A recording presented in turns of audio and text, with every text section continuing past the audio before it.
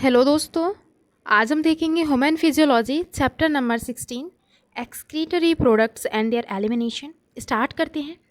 Animals accumulate ammonia, urea, uric acid, carbon dioxide, water and ions like sodium, potassium, chloride ion, phosphate, sulphate etcetera either by metabolic activities or by their means like excess ingestion.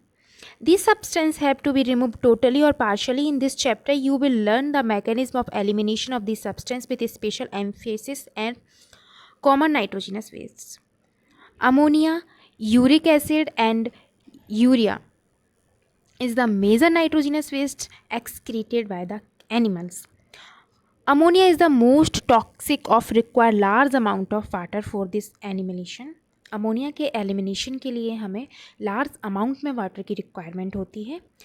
Where as uric acid being the least toxic can be removed with a minimum loss of water. वहीं हम देखें तो uric acid जो है वो least toxic है और इसके रिमूवल के लिए हमें मिनिमम अमाउंट ऑफ वाटर की रिक्वायरमेंट होती है। The process excreting ammonia is ammonotelism. Ammonia को एक्सक्रीट करने की जो प्रोसेस है उसको हम अमोनोटैलिज्म बोलते हैं। Many bony fishes, aquatic amphibians, aquatic insects are ammonotelic in nature. जो अमोनिया एक्सक्रीट करते हैं वो हैं bony fishes, aquatic amphibians, aquatic insects, उनको हम अमोनोटैलिक्स बोलते हैं। Ammonia as it is readily soluble is generally excreted by diffusion across body surface or through gill surface in feces as ammonium ions. Ammonia जो है वो फिसिस में अमोनियम आयंस के form में एक्सक्रीट करते हैं और जो कि डिफ्यूजन के थ्रू बॉडी सरफेस और गिल्स सरफेस के बीच में डिफ्यूजन होता है, उसके थ्रू ये बॉडी से एक्सक्रीट होती है। Kidney do not play a significant role in its removal. Kidney का अमोनिया के रिमूवल में कोई सिग्निफिकेंट रोल नहीं होता है। Terrestrial adaptation necessitated the production of lesser toxic nitrogenous wastes like urea and uric acid for conservation of water. Mammals, many terrestrial amphibians, marine fishes, mainly marine fishes, excreted urea and are called ureotelic. कौन कौन निकालते हैं urea body से excrete करते हैं? Mammals, many terrestrial amphibians and marine fishes, जिनको हम बोलते हैं यूरियोटैलिक। जो यूरिया सीक्रेट करते हैं उनको यूरियोटैलिक, जो अमोनिया सीक्रेट करते हैं उनको अमोनोटैलिक, और जो यूरिक एसिड सीक्रेट करते हैं उनको uricotelic. Ammonia produced by metabolism is converted into urea in the liver of these animals and released into the blood which is filtered and excreted out by the kidney. Ammonia जो होती है वो हमारे liver में ammonia का metabolism जो होता है वो सबसे पहले लीवर में जाती है, वहाँ यूरिया में कन्वर्टेड हो जाती है। फिर जो यूरिया है वो ब्लड में जाता है, फिर ब्लड से फिल्टर होके एक्सक्रीटेड कर दिया जाता है किडनी के through. Some amount of urea may be retained in the kidney matrix of some these animals to maintain a desired osmolarity. कुछ अमाउंट में जो यूरिया है वो किडनी की मैट्रिक्स में रह जाता है ऑस्मोलैरिटी को मेंटेन करने के लिए। Reptile, birds, land snails, insect excreted nitrogenous wastes, uric acid. Uric acid जो एक्सक्रीट करते हैं वो है रेप्टाइल, वर्ड्स, लैंड स्नेल और insects. Uric acid waste as uric acid in the form of pellet और paste with a minimum loss of water and are called uricotelic animals. A survey of animal kingdom present a variety of excretory structure. In most of invertebrates, these structures are simple tubular forms, whereas vertebrates have complex tubular organ called kidney. Some of these structures are mentioned here. Protonephridia or flame cell are the excretory structure in platyhelminthes, जिसको हम flatworms बोलते हैं। Example है planaria, rotifers, some annelids and the cephalochordate. ये जो सारे Platyhelminthes हैं इनमें जो एक्सक्रीटरी ऑर्गन है वो है फ्लेम सेल या प्रोटोनेफ्रिडिया भी हम इसको बोलते हैं। Amphioxus Protonephridia are primarily concerned with ionic and fluid volume regulation, that is osmoregulation. Nephridia are the tubular excretory structure of earthworm.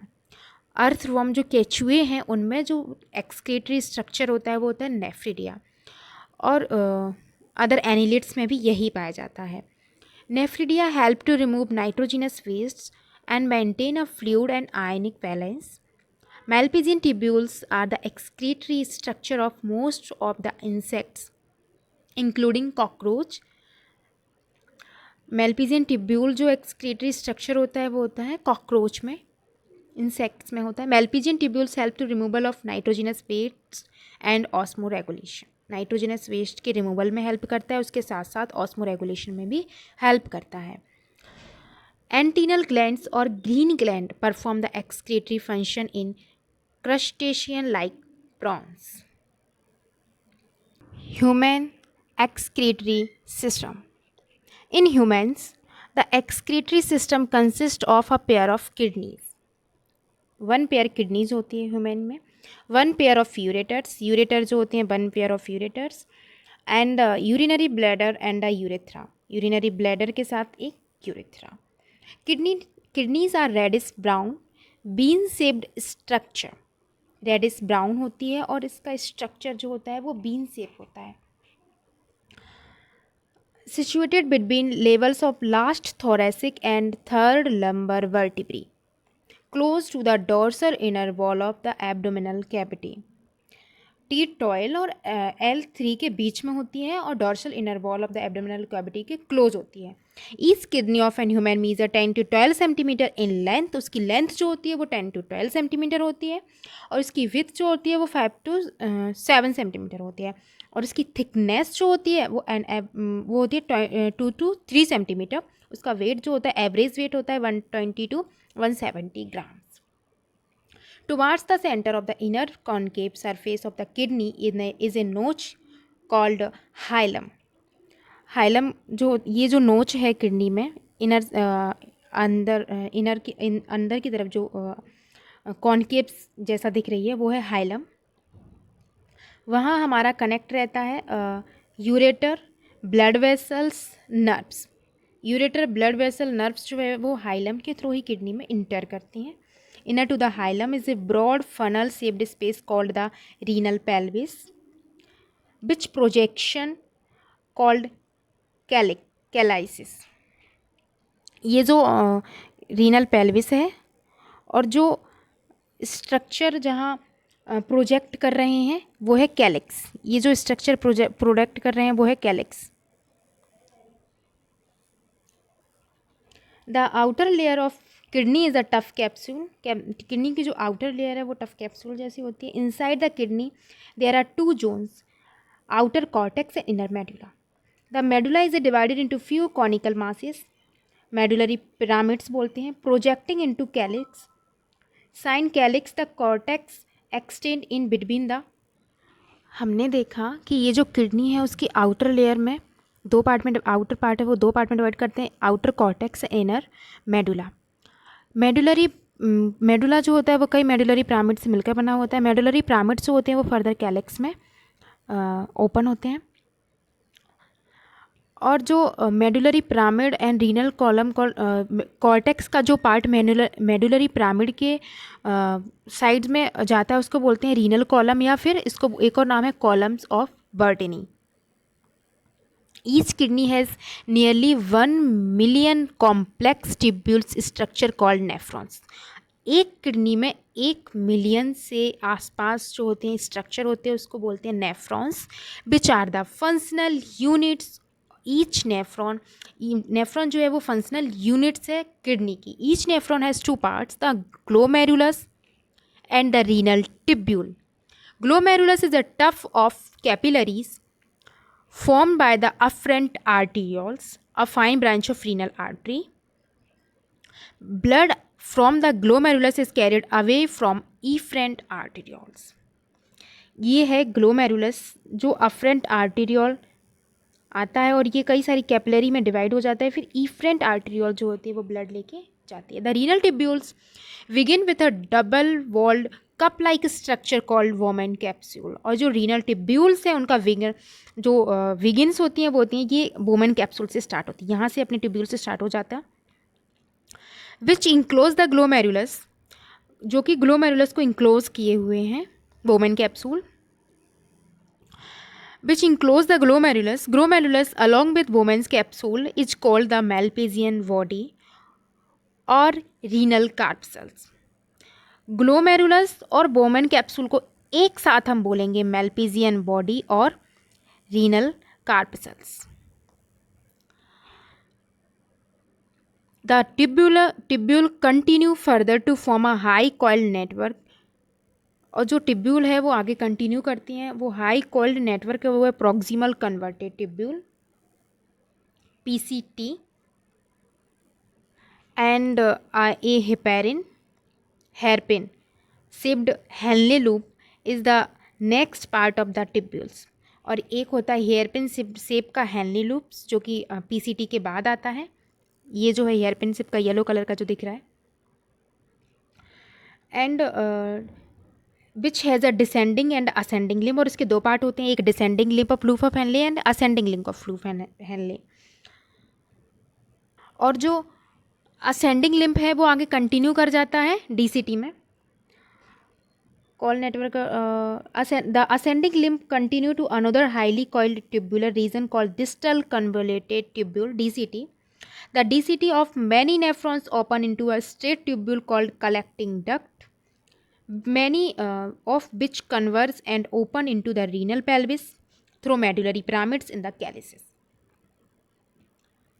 हमने देखा कि अफरेंट आर्टेरियोल्स आते हैं, बहुत सारे कैपिलरी में डिवाइड हो जाते हैं, ये है glomerulus.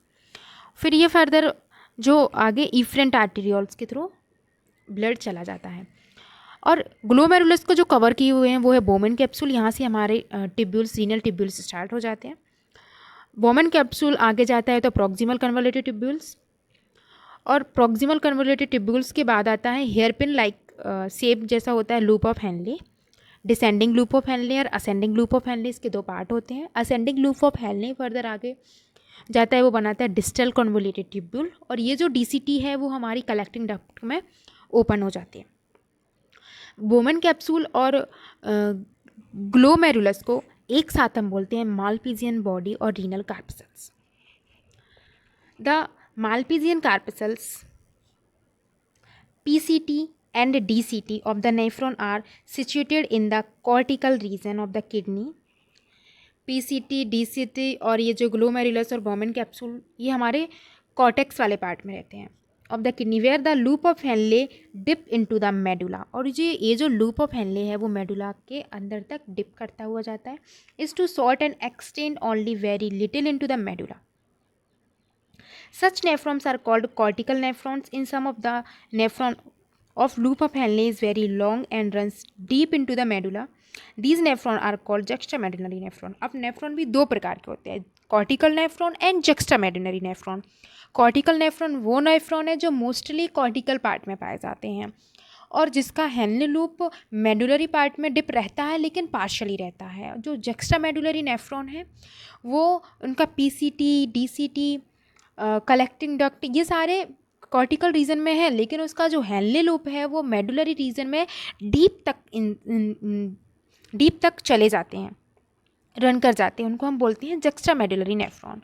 The afferent arterioles emerging for the glomerulus from a fine capillary network around the renal tubule called the peritubular capillaries। ये जो पूरा जो रेड कलर का जो अपनी नेफ्रॉन को कलेक्ट करे हुए हैं वो है वसा रेक्टा। A minute vessels of the network runs parallel to the Henle loop forming a U-shaped vasa recta. Vasa recta is absent or highly reduced in cortical nephrons। Afferent arteriole जो है उसका डायमीटर ज़्यादा होता है, इफरेंट का कम है। इसका diameter ज़्यादा है तो ब्लड एकदम फ्लो के साथ आएगा, ग्लोमेरुलस में प्रेशर डालेगा जिसकी वजह से ग्लोमेरुलस और वोमेन कैप्सूल के बीच में ये फिल्ट्रेशन होगा, डिफ्यूजन होगा और फिर इफरेंट आर्टीरियोल में ब्लड जाएगा। ये जो इफरेंट आर्टीरियोल जाती है फर्दर ये पूरे नेफ्रॉन्स को कवर कर लेती है, फिर वसा रेक्टा बनाती है, जो कि हेनले लूप और वसा रेक्टा के बीच में आयंस वाटर इनका डिफ्यूजन होगा और वो ऑस्मोलैरिटी को मेंटेन करेंगे। आगे इनकी मैकेनिज्म है वो भी देखेंगे।